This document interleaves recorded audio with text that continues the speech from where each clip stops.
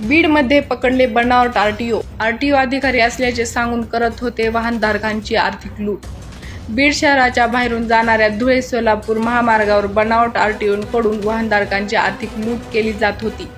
छत्रपती संभाजीनगरकडे जाणाऱ्या दिशेने हे बनावट आरटीओ एक 4 चाकी वाहन घेऊन थांबायचे।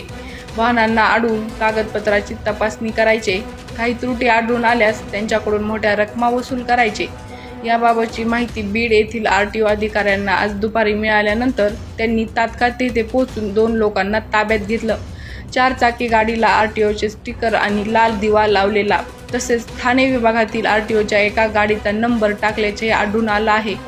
यामध्ये मुंबई येथील अजय गाडगे आणि दिनेश धनसर नामक व्यक्तींना ताब्यात घेत त्यांच्यावर आरटीओ अधिकारी गणेश विघ्ने यांच्या फिर्यादीवरून बीड येथील ग्रामीण पोलीस ठाण्यात गुन्हा दाखल करण्यात आला आहे।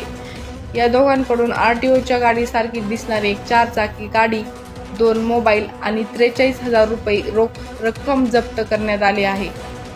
या कारवाई दरम्यान पोलीस अधीक्षक नवनीत कावत यांनी देखील या प्रकरणाची संपूर्ण माहिती घेतली आहे।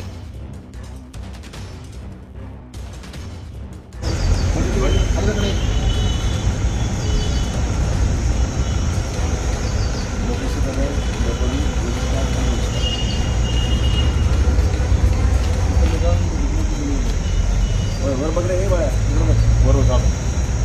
गाडी नंबर